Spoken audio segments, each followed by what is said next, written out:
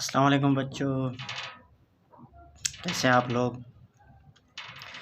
कल हमने ideal solution पढ़ा था, जिसको आज रिपीट कर लेते हैं, फिर इंशाल्लाह नॉन आइडियल सॉल्यूशन को डिस्कस करेंगे।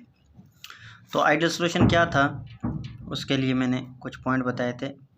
एक तो वो राउट्स लॉ को फॉलो करेंगे, फॉलो और ओबे routes law.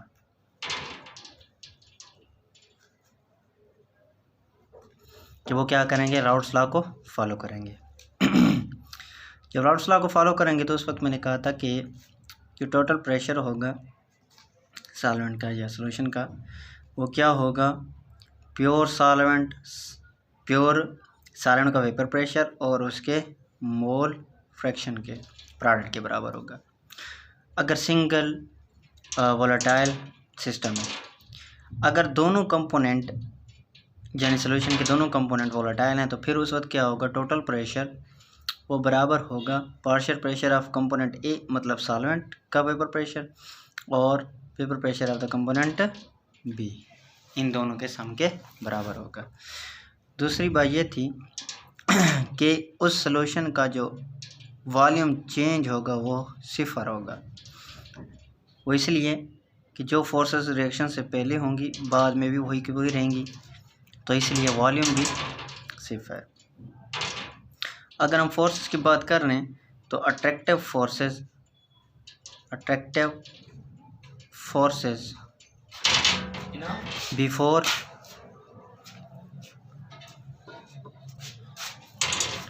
Before the solution equal हूँ आफ्टर द सॉल्यूशन। मतलब जो सॉल्वेंट और सॉल्यूट की फोर्सेस हैं वो सॉल्यूशन बनने से पहले जितनी थी उतनी ही बाद में रहें। चौथा पॉइंट था कि इसमें हीट चेंज होगा, वो भी क्या होगा, सिफर होगा। ठीक हो गया। तो ऐसी तमाम जो बातें हैं वो किस चीज़ के लिए, आइडियल सॉल्यूशन के लिए। तो आइडियल सॉल्यूशन इन बातों को क्या करेगा, फॉलो करेगा। अब चलते हैं इनकी एग्जांपल की तरफ, जो मैंने कल नहीं बताई थी, आज हम इनको डिस्कस कर लेते हैं। एग्जांपल्स। अच्छा, यहाँ पर जो हमने एग्जांपल लेनी है उन सब्सटेंसेस की कुछ क्या कह सकते हैं कि प्रॉपर्टीज़ होंगी जो आपने जहन में रखनी है।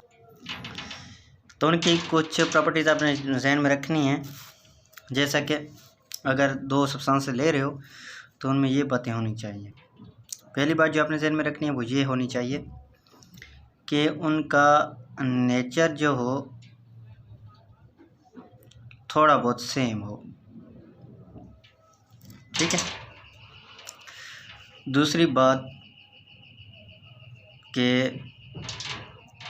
उनकी साइज़ जो वो सेम हो, तो हम कह सकते हैं नियरली सेम साइज़ के हों। ठीक है। तो जब ये बात हो जाएगी तो हम सिंपली कह सकते हैं थर्ड में कि उनकी जो वंडर वाल फोर्सेस होंगी, वंडर वाल फोर्सेस वो सेम हो। ठीक है।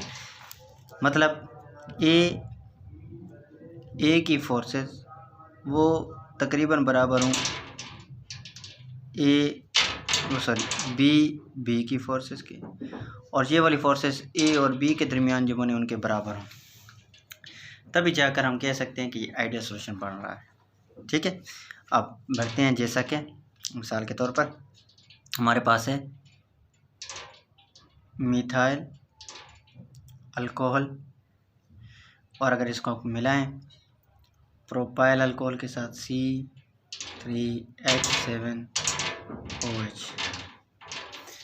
अब देखो नेचर इनका सेम है, OH group, hydroxyl group, nature same हो गया। साइज़ की बात करें तो सेल नियरली सेम है, तो फोर्सेस भी सेम ही बनेंगे। मतलब इनके दरमियान जो फोर्सेस हैं, इनके दरमियान जो फोर्सेस हैं वो बराबर जाकर उधर ही बनेंगे। अच्छा, उसके बाद अगर हम मिसाल लें, जैसा कि ये पहली मिसाल होगी, ठीक है। दूसरी एग्जांपल की बात करते हैं, जैसा कि C2H5Cl मतलब इथाइल क्लोराइड और C2H5Br इथाइल ब्रोमाइड। तो इन दोनों को मिलाओ तो इनका नेचर भी सेम है, साइज नियरली सेम है, ठीक है। इसी तरह अगर हम बात करें N हेक्सेन की, N हेक्सेन, और इसी को हम मिलाएं N हेप्टेन के साथ, मतलब दोनों अल्केन्स हैं, एक के अंदर कार्बन की तादाद 6 है और दूसरे के साथ 7 है, तो साइज तकरीबन सेम है।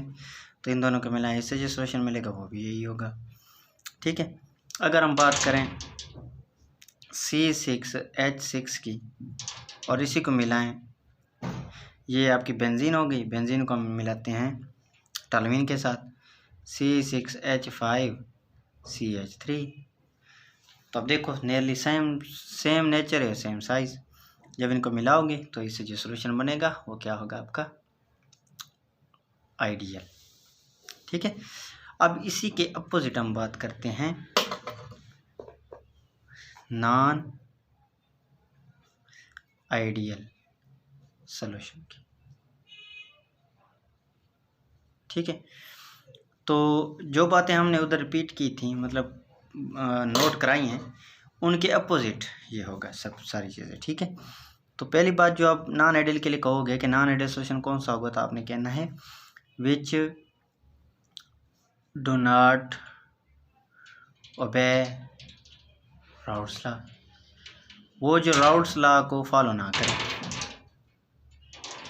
अब जब राउल्ट्स लॉ को फॉलो नहीं करेगा तो हम कह सकते हैं कि अगर सिंगल कंपोनेंट वोलेटाइल है तो उसका जो प्रेशर होगा सॉल्वेंट का वो बराबर नहीं होगा प्योर सॉल्वेंट के वेपर प्रेशर के और उसके मोल फ्रैक्शन के प्रोडक्ट के। अगर दोनों कंपोनेंट वोलेटाइल हैं तो टोटल प्रेशर बराबर नहीं होगा पार्शियल प्रेशर ऑफ ए, मतलब पार्शियल प्रेशर सॉल्वेंट के ए सॉल्वेंट, और partial pressure of solute B, ठीक है। तो मतलब प्रेशर या तो कम हो जाएगा या बढ़ जाएगा, तो मतलब इक्वल नहीं आ रहा, तो ऐसा सोल्यूशन जो इसको फॉलो ना करें हैं। और दूसरी बात अगर हम नोट करें तो डेल वी जो है वो सिफर नहीं रहेगा, या तो कम हो जाएगा या फिर ज़्यादा, तो हम कहेंगे डेल वी जो है वो इक्वल नहीं आएगा सिफर के, मतलब वॉल्यूम में तब्दीली यहाँ पर होगी, आइडियल में ये तब्दीली नहीं हुई थी। और अगर हम तीसरे नंबर पर बात करें हीट सोल्यूशन की, अब यहाँ पर फोर्सेस बन भी सकती हैं, फोर्सेस ख़त्म भी हो सकती हैं। हम कहते हैं कि ए टू ए जो फोर्सेस हैं वो बी और बी फोर्सेस के बराबर हैं, लेकिन इन टोटल फोर्सेस जो हैं वो ए और बी में क्या हो जाएंगी, चेंज हो जाएंगी। तो फोर्सेस क्या हो रही हैं, फोर्सेस चेंज हो रही हैं, मतलब वंडर वाल फोर्सेस जो हैं वो चेंज हो रही हैं, ठीक है। तो इसी वजह से क्या हो जाएगा, आपके पास डेल एच जो है वो क्या होगा, सिफर के बराबर नहीं रहेगा। क्लियर। तो 4 पॉइंट से तो नॉन आइडियल में ये बातें हो जाएंगी। अब यहाँ पर अनइक्वल से मुराद क्या है, अनइक्वल आपको दो चीज़ों की तरफ इशारा दे रहा है, या तो क्या होगा पॉजिटिव होगा मतलब बढ़ेगा, या नेगेटिव, या ये चीज़ें कम होंगी, ठीक है। तो इसी लिहाज से नॉन आइडियल को हम क्या कर देते हैं, दो हिस्सों में डिवाइड कर देते हैं।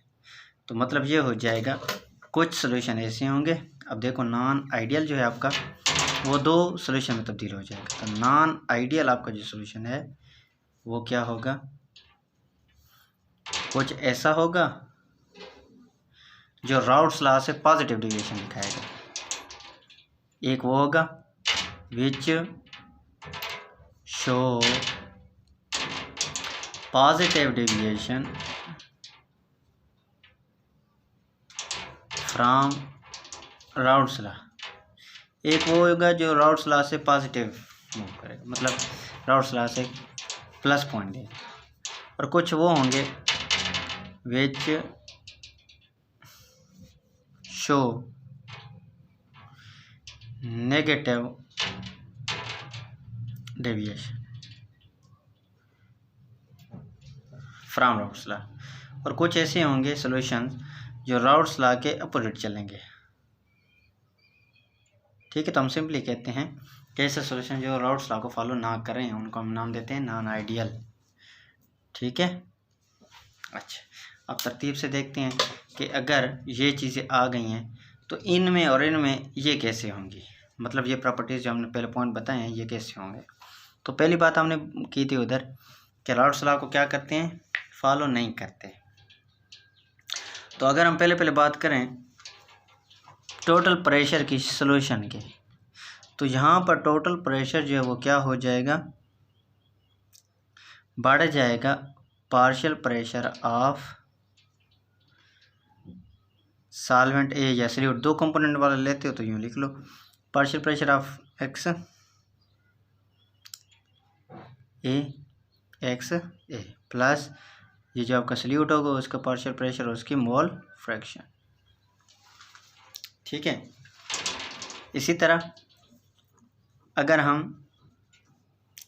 डेल वी की बात करें, जो टोटल वॉल्यूम होगा डेल वी, वो क्या हो जाएगा, बढ़ जाएगा 0 से।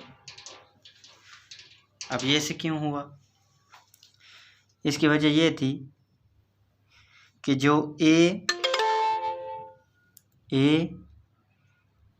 मतलब सॉल्वेंट की जो फोर्सेस थी, सॉल्यूट की जो फोर्सेस थी, वो क्या हो गई,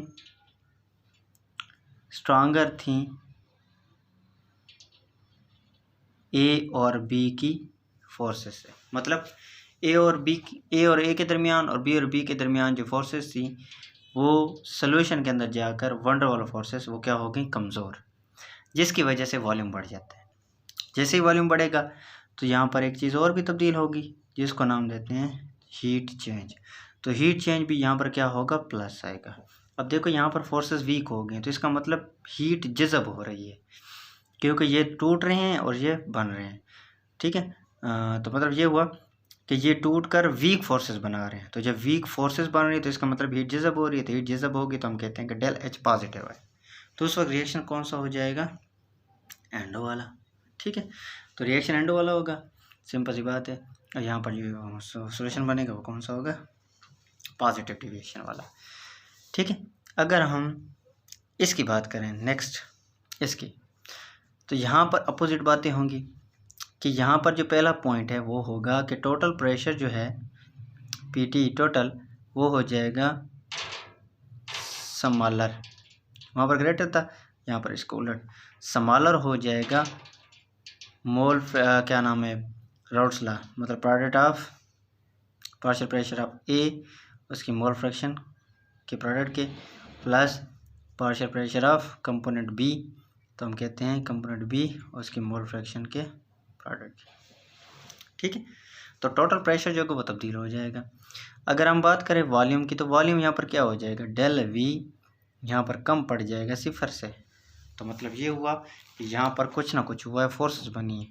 तो हम उस फोर्सेस को यूँ लिख सकते हैं कि ए और ए मतलब सॉल्वेंट के दरमियान जो फोर्सेस थी, सॉल्यूट के दरमियान जो फोर्सेस थी वो क्या हो गई हैं, यहाँ पर कम पड़ गई हैं जो सॉल्यूशन के अंदर फोर्सेस बनी हैं। तो इसका मतलब सॉल्यूशन के अंदर फोर्सेस बन रही हैं, फोर्सेस बनेंगी तो हीट खारिज होती है। तो अब क्या होगा, जब हीट फ्री हो तो हम कहते हैं कि यहाँ पर डेल एच जो है वो क्या हो गया है, थोड़ा सा कम हो गया है 0 से। तो टोटल सॉल्यूशन की जो हीट है वो निकल रही होगी, यहाँ पर टोटल सॉल्यूशन की हीट जज़ब हो रही होगी। तो इसलिए ये एक पॉजिटिव डिविएशन दिखाएगा, ये नेगेटिव डिविएशन दिखाएगा। ठीक, अगर हम इसको ग्राफिकली देखें दोनों को, तो ग्राफिकली ये कैसे होंगे। ठीक है, अगर हम ग्राफिकली देखते हैं पॉजिटिव डिविएशन को नेगेटिव डिविएशन को, तो हम ऐसे ग्राफ ड्रा करते हैं।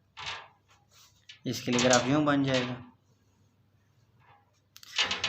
कि एक्स कंपोनेंट ए था जिसका वेपर प्रेशर हाई था, इसकी क्वांटिटी क्या है, हाई है, तो पार्शियल प्रेशर ऑफ ए जो है वो हाई है। यहाँ पर एक्स बी जो है वो क्या है, सिफर है, तो हम कहते हैं 0 है। तो जैसे इसकी कंसंट्रेशन में बढ़ाऊँगा, यहाँ से 20 का देता हूँ, फिर 40 करूँगा, फिर 60 करूँगा, फिर 80 करूँगा, फिर 100 कर दूँगा, ठीक है। तो इसी तरह ये कम होता जाएगा, मतलब इसके मॉलिक्यूल जकड़ते जाएंगे तो इसकी कंसंट्रेशन क्या हो जाएगी, कम होती जाएगी। तो हम कहते हैं कि यहाँ पर जी क्या होगा, 80 बनेगा, फिर 60 बनेगा, यहाँ पर फिर रेशो के लिहाज से 40 बनेगा, यहाँ पर क्या हो जाएगा 20 और फिर 0, ठीक है। तो पहले ए की कंसंट्रेशन ज़्यादा है तो वेपर प्रेशर हाई है, तो जैसे ही मैं सल्यूट डालता जाऊँगा तो इसकी लाइन ऐसे आएगी, ठीक है। लेकिन हमने कहा है कि पॉजिटिव डेविएशन होती है कंसंट्रेशन के वो होने से, तो ज़ाहिर बात है प्रेशर जो होगा वो टोटल फिर भी कम रहेगा, क्योंकि जाकर फोर्सेस जो हैं वो क्या हो रही हैं, थोड़ी सी वीक बन रही है। तो वीक जब फोर्सेस बनेंगे तो ज़ाहिर बात है वेपर प्रेशर बढ़ेगा, तो टोटल वेपर प्रेशर जो होगा वो इसका क्या हो जाएगा, तब्दील। अगर बी की बात करें तो इसकी कंसंट्रेशन पहले कम थी, तो ये क्या हो जाएगी, इंक्रीज होती जाएगी, आपको कर्व इस पॉइंट पर मिलेगी। अगर हम इसकी बात करें तो ये हो जाएगा पार्शियल प्रेशर ऑफ ए, ये ग्रेटर है P of A dot X A. इसी तरह हम partial pressure total pressure of B की बात करें तो ये पार्शियल प्रेशर ऑफ बी और इसके कंपोनेंट के क्या होगा, ग्रेटर होगा। अगर हम टोटल प्रेशर यहाँ पर इनका निकालें, मतलब पूरे सॉल्यूशन का, तो ये हो जाएगा P of T, P of A plus P of B की क्या है, ये से ग्रेटर है। तो अब देखो यहाँ पर मैंने ग्रेटर कर दिया है, तो ग्रेटर के लिए ये निशान होना चाहिए, ठीक है। तो एक्चुअल लाइन तो ये थी, होना तो ऐसे चाहिए था, लेकिन अब प्रेशर बढ़ गया है तो प्रेशर को मैंने इंक्रीज़ कर दिया। इसी तरह जब ये इंक्रीज़ हुआ तो किसकी वजह से, कि ये जो सॉल्वेंट था इसका प्रेशर भी इंक्रीज़ हो गया था और सॉल्यूट का प्रेशर भी इंक्रीज। तो आपको बजाय सीधी स्ट्रेट लाइन के हमें क्या मिल, कर्व्ड लाइन मिल रही है, जो कि पॉजिटिव डेविएशन को शो कर रही है। इसी के लिहाज से अगर हम बात करें नेगेटिव डेविएशन की, तो वो कुछ यूँ हो जाएगी। नेगेटिव डेविएशन में देखें वही वाली बात कि एक्स ए कंपोनेंट हायर मिकदार में पड़ा हुआ है, ये कम होता जाएगा, डिक्रीज़, ठीक है, और यहाँ पर पहुँचते पहुँचते 0 हो जाएगा। एक्स बी की बात करें तो ये 0 होता है, बढ़ते बढ़ते क्या हो जाएगा, ज़्यादा से ज़्यादा। तो इसका वेपर प्रेशर सॉल्वेंट का वो यहाँ पर पड़ा हुआ P of P not a, ज़्यादा से ज़्यादा है। तो जैसे सॉल्यूट बढ़ाता जाऊँगा तो इसकी कर्व ऐसे आनी चाहिए और इसकी कर्व ऐसे जानी चाहिए, तो ओवरऑल कर्व ऐसे होनी चाहिए, ठीक है। तो यहाँ पर ये जो कर्व आपको मिलेगी, ये जो मैंने कर्व खींची थी इधर, यहाँ पर कर्व क्या हो जाएंगी, इसके अपोजिट। तो कर्व आपको जो मिलेगी वो ऐसी होगी, ठीक है। अब यहाँ पर जो होगा पी टोटल जो है वो क्या हो गया, कम हो गया है, partial pressure of A plus partial pressure of B, ठीक। अब कैसे पार्शियल प्रेशर ये क्या हुआ, तो हम यूँ कह सकते हैं कि इसकी जो कर्व मिलेगी वो ऐसे होगी और इसकी जो कर्व मिलेगी ऐसी होगी। तो अब यहाँ पर देखें तो ये पी ऑफ ए टोटल ये हो जाएगी कम, pure pressure of A dot इसकी मोल फ्रैक्शन, और यहाँ पर प्रेशर ऑफ बी कम हो जाएगा, pure pressure of B dot इसकी मोल फ्रैक्शन के। क्लियर हुआ। अब देख लेते हैं इनकी एग्जांपल्स में अगर इनको वो किया जाए, डिफरेंशिएट किया जाए तो कैसे लिखेंगे, ठीक है। तो एग्जांपल्स देते हैं।